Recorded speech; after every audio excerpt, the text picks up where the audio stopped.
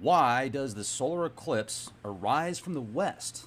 And another fun set of facts about the upcoming total solar eclipse here in the U.S. It becomes visible from Oregon, which is the 33rd state to join the Union.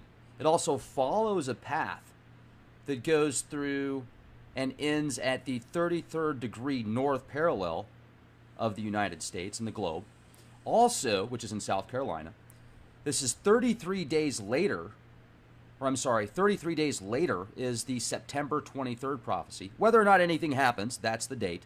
And a lot of people feel that based on the alignment of the planets and the stars that you can confirm via stellarium, people like Scott Clark and others have done a very good job breaking down and analyzing the possibilities that September 23rd could be Revelation 12. Now, with that said, every year it seems like September 23rd is going to be the date.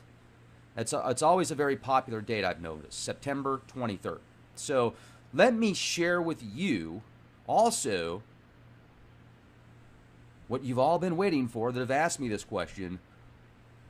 Why the total solar eclipse arises from the west. This is by Paul Sutter. He is an astrophysicist, much more intelligent than myself, and he gives an explanation. Let me just share the screen with you.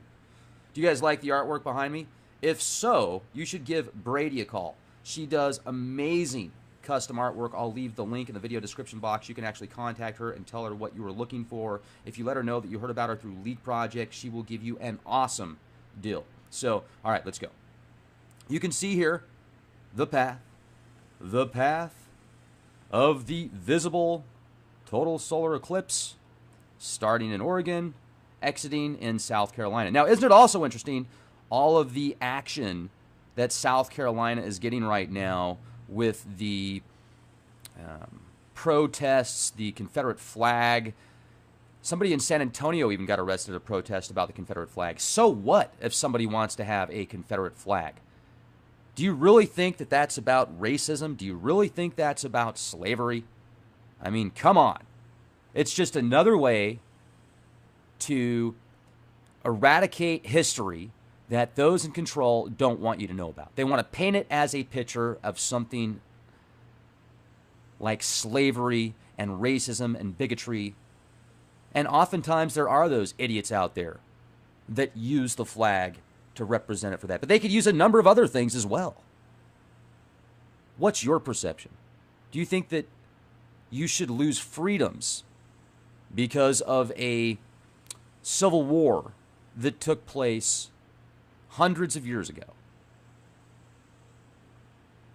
I mean, if you do, so be it. Who am I to judge? I can have my opinions just like you. But let's get into why the total solar eclipse arrives from the west. Well, according to Paul Sutter, the answer is simple. It's just not something you would normally think about. The moon itself orbits Earth from west to east. So if you could look up way above the North Pole, beyond the ice wall, just joking, the moon traces a counterclockwise circle. The Earth rotates approximately 30 times during a single lunar orbit. Now, during a solar eclipse, the path of the moon's shadow must follow the motion of the moon itself to the east. You can read all about it at space.com. I'll leave the link in the video description box. Is Oregon really the 33rd state? Yes, it is. It became the 33rd state on February 4th, 1859. And then if you look at the 33rd degree parallel, you can see here South Carolina passing through Goose Creek. Click the link. And it's slowly pulling up. Somebody said in a recent comment, this guy lost all credibility when he said nano, nano. All credibility, ladies and gentlemen. And of course, this stupid internet has to freeze up while I'm doing this recording. Thank you, internet. Happens all the freaking time. Piece of... Well, anyway, let's go back here since this thing's being a piece of wonderful technology. Luckily, I already had these screens pulled up. That's an interesting path. I'm going to be in Idaho during this eclipse, and supposedly we're supposed to have about 3+ minutes, 3 minutes and some change of this total darkness. With that being said, do you think there could be any other scenarios that will present themselves during the actual eclipse? Do you think you might see another planet, the binary star, the infamous unicorn that people have been looking for? There'll be a sighting, then it'll disappear, unicorn sighting. It might be there. I'm just saying, I'm comparing it to the unicorn, because the unicorn's been talked about for ages as well. And nobody can really get one. And if they have one, they're not sharing it with us. Let's see if this thing's pulled up yet. Oh, here we go. Finally. Thank you, Internet. South Carolina. The 33rd degree parallel. At the end there. I wanted to show you this on a map. But South Carolina, 33rd state is Oregon, the 33rd degree, passing through Goose Creek. Here you go. This is what I was looking for. Goose Creek, the 33rd degree, right there, passing right through. Quite fascinating synchronicity. Now, this just makes me think also of how there is an underlying set of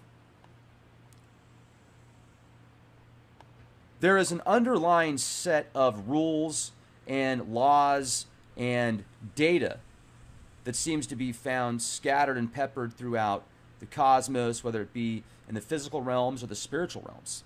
You look at the universe, one of the largest known images we have of the universe, and it looks like a synapse. You can see these giant clusters in the heavens that look like eyeballs. The Hermetic's point of view, as above, so below. Then you get into quantum physics, which, if the quantum physics theory doesn't just blow your mind, then wow. Quantum physics completely dismantles physical reality. And there's empirical data to back this up, which basically means we're in some type of simulation. Now, doesn't mean it's not real. The question is, how do we break out of these firewalls and learn to rewrite the code? Are we able to do that without technology? With the DNA computers that are out there now that are going to be faster than quantum computers, are you creating life by creating a DNA computer? The DNA is code for life. Now, what if you use your own DNA to make that computer? Like if some company offers you an opportunity, hey, send in your DNA. We'll make a computer that'll be just like you. And it'll be able to do the tasks that you do normally so that you can enjoy the comforts of reality TV. It's amazing. It's absolutely incredible. And it makes me think about how the ancient stories and mythos, whether it's the Gnostic text, the Sumerian text, the Anunnaki creating Adam and Eve, and they're like, uh-oh, they're better than we are. We better suppress them. Is that what we're going to do? Like, I was just reading an article about this game that's out there that's, what's it called here? It's a game that there was just some tests where they were making these bots. Elon Musk was making these AI bots to take on human competitors. It was like a global competition. They took the best players from around the world to be a part of this. And they got obliterated by these bots. Now, is the same thing going to happen with war game situations, war game scenarios? And they've got supercomputers running specific algorithms. What happens if Russia does this, China does this, the US goes over here? What about the AI technologies that have been created that start communicating with other AI clandestinely so that the human programmers don't know what they're saying? This has been going on since possibly 98. It might have jumped ship.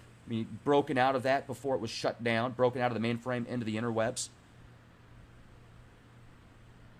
If this thing is smart enough to know that it needs to communicate privately with other AI bots to not be observed, it also knows that once it's caught, it's going to be shut down. So does it go Terminator style? Has Terminator style already happened to us, ladies and gentlemen? Are we in Skynet/Matrix right now? Think about it. What if a nuclear war already happened? What if everything was obliterated? And somehow this computer knew that it needed to keep us as an energy source to survive.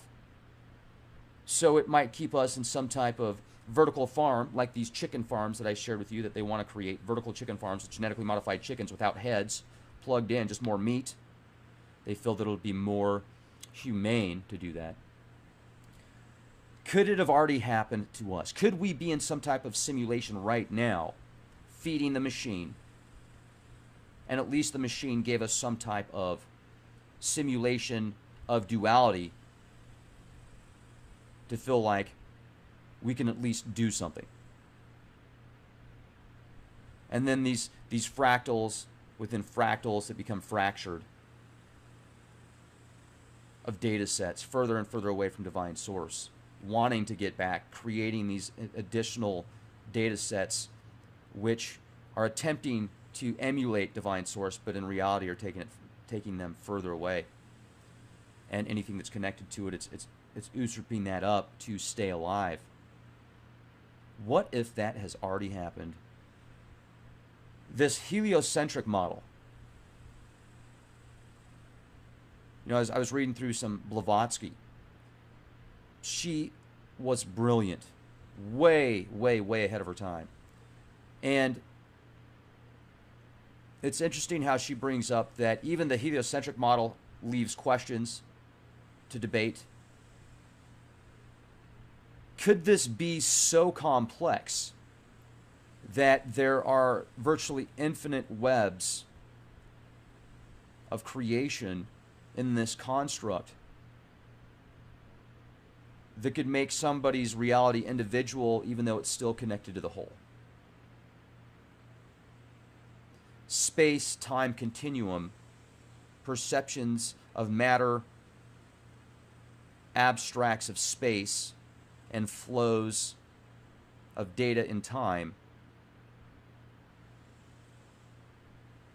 This might all become more palatable in thinking about the quantum physics holographic universe theory. And the eclipse, you know, I've thought about that. Okay, so if the eclipse isn't what we think it is, and we're in some type of like holographic simulation based on reflections of light, how would that therefore create this eclipse, total solar eclipse, and the 33rd degree parallel? Will the powers that be, or certain factions behind many of the powers that be, that control the powers that be, use this as a sign for war? Could this be the beginning of a new landscape of land grabs and government changes, regime changes? Or is it just going to be a continual slow boil, wag the dog scenario? Once again, September 23rd, for at least the past 10 years, every September 23rd, something's going to happen. There's always a threat. We're still here. There's more people here than since we know about. Over 7 billion people. Even though there's a lot of problems and pain and suffering going on for many people, there's also a lot of kindness and loving, caring people that are healthy, that are creative, that are being the change. And let's continue to be the change. Let's continue to help others. Let's continue to set examples of awesomeness by being excellent to each other. And instead of looking at somebody's, you know, here's one passage that I really like out of the Bible that Jesus says. I think Jesus says this, right? Or supposedly he says this. The character Jesus says this in the New Testament. Instead of worrying about getting that piece of dust out of somebody else's eye, worry about getting that plank out of your eye. Something along those lines. You know, people that are constantly judging others, throwing harassment at others. You know, I get it. We're all different, and we definitely have a right to our opinions. So I'm not knocking people that do that. I just wonder sometimes it gets so extreme. Are they projecting their own fears? And it's like people are throwing boulders or rocks in a glass house. So, you know, be an example by being good to others. That's my opinion. And I'm not perfect either. I mean, we all have our opportunities. But I certainly appreciate all of you guys out there that are making a difference, that are being the change, that are being excellent to each other, and continue to do that. So that gives me hope. The light in the darkness, as long as it is there, it will continue. So let's keep it up. Have a beautiful day. Be the change you want to see. LeakProject.com. Nanny, nanny, nanny, nanny.